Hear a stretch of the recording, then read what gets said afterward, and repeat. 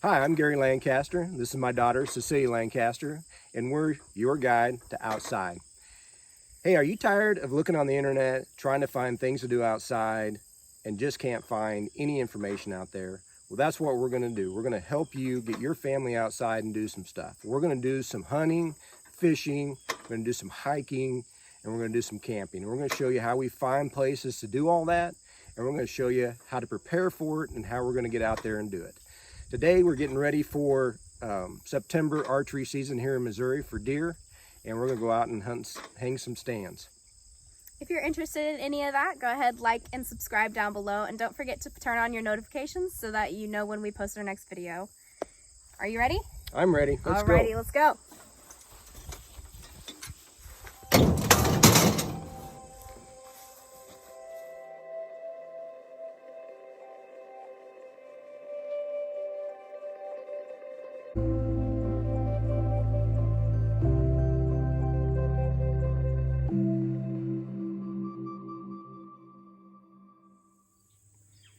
We're over here at Dorset Hill Prairie Conservation Area outside of Archie, Missouri. This is a place that I found using an app online that I'm going to show you how I looked on this app, found the conservation area, found a place where I thought would be a great place to set up a stand, and we're going to go out there right now and set this stand. We're going to have to do a little looking first just to make sure that things are like the map on the internet said. I do a lot of pre-searching online so that I can kind of figure out where I think I want to set a stand up, but you need to get out there early and do some scouting to make sure that those areas are open to get a deer stand in or to even get in.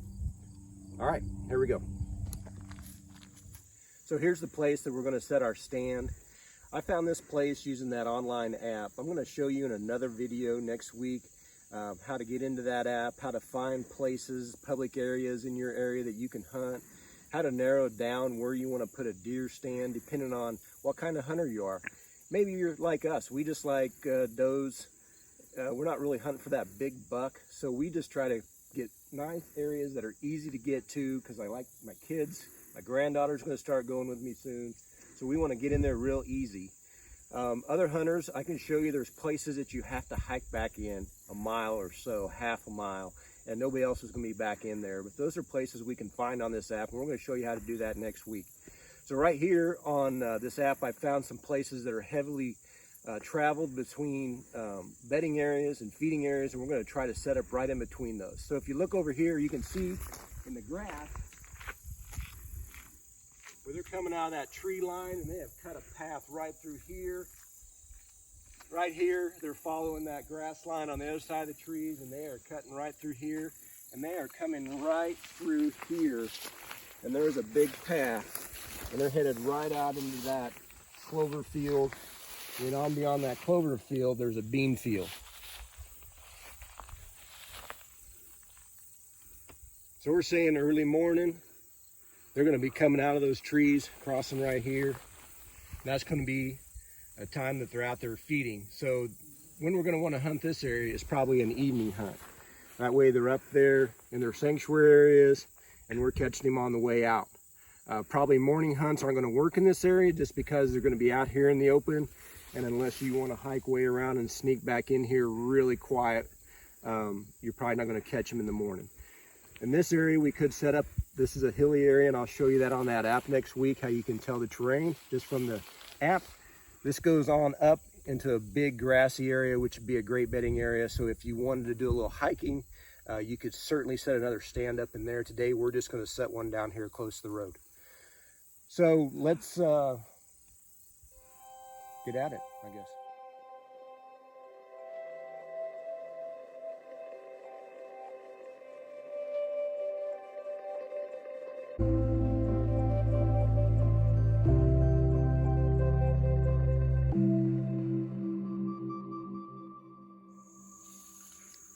So what we're doing is just looking for trails. There's quite a few trails come up through here. Looks like connecting with a big one that goes back through there. We're trying to find something that's pretty close to this natural funnel and this grass line so we can get out through there. Something else you may want to do early in the fall season is carry a stick Lots of spider webs, and I don't know if any of you people are afraid of spiders, but there's a few in my house that are. So I like to try to clear them out.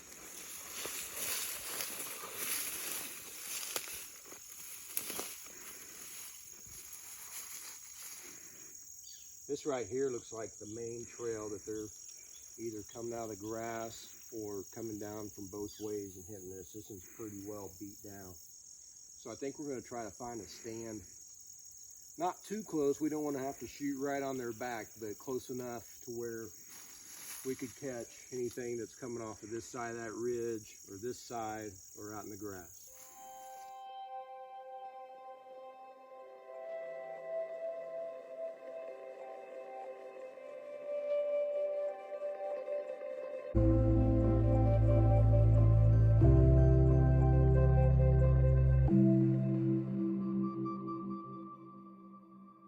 Alright, so we've walked around a little bit, and it's kind of like we thought. There's a trail that's coming right along this tree edge and this kind of grown up grass. Lots of browse for them. They don't sit down and eat like a cow. They'll just kind of nibble, and they'll eat all this green stuff. Spring is kind of, or early season's kind of hard to hunt because there's so much to eat that it's hard to get between where they're going to eat and where they're bedding, because they can eat anywhere. We just came out of the woods, and they're coming out of that wooded area. They're trailing down through here and catching this trail, and they're all converging out of that wood. It's kind of a natural funnel. I'll show you in that app next week how this makes a funnel, and then they're all kind of coming right down through there. So we're just gonna maybe go back in here a little bit more and see if we can't find a tree in the woods that's fairly easy to get to, but we can still get a shot through the woods or out into the grass. All right, I think this is going to be our tree right here. We're about 5-10 yards off of a couple of trails, about 10 yards off of this one right next to the tree. There's another one out there probably about 15-20 yards. We're only about 30 yards away from the road, so this is going to be an easy drag for the deer stand we're going to use for this location. So let's go get that deer stand and we'll get it set up, and I'll show you what we're going to be looking for as far as lane trimming. Okay, so before we go in, we're going to talk about a little bit what we take in with us. So we hunt mostly public ground, so we make sure we always have a chain, just because it could be you and whoever else knows is out there. So make sure you have a chain that goes around your tree, and it's big enough for your tree. We always lock them with our keys, and we keep our keys in our hunting pack at all times. Also, we take in with us a rope to pull your stuff from the bottom up to your stand with you. Just makes it a little easier. Right now we have our rope installed into our hunting pack already. That one's set up for bow. You can set it up for gun or bow, whichever you choose to hunt with. In a later video, we're going to talk about everything we put in our hunting packs, so don't worry about that. We'll get to it.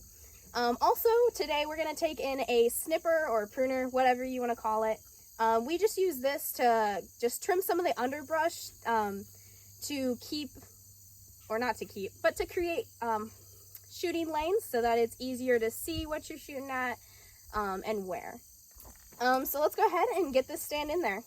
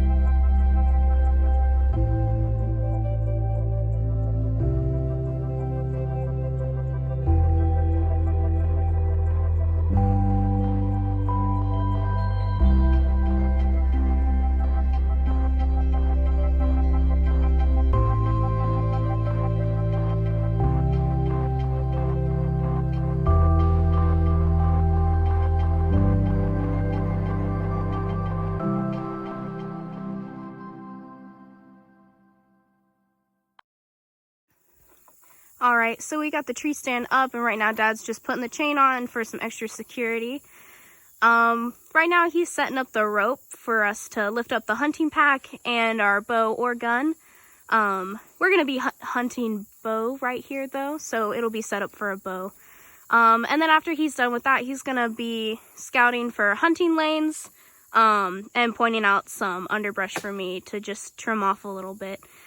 You do want to make sure to not trim too much brush off though, because that could make you too visible to the deer and just, yeah. So here he is just trimming some branches off for a hunting lane. I think this spot's going to be really good. We got a lot of cover, but we can see him coming right through here, and we can get a great shot all the way out 40 yards from here if we had to, right through there. And looking forward, we got really pretty clear. We got maybe one dead branch here that could come off. We probably need a pole or something to get it, but after that, looks pretty good. I don't see any little trees that could catch an arrow and veer it or anything, so I think we picked a great spot, Cecilia. Awesome, me too. All right, let's go home and get ready for opening day. Okay. So that's our deer stand setup for Missouri whitetail archery season.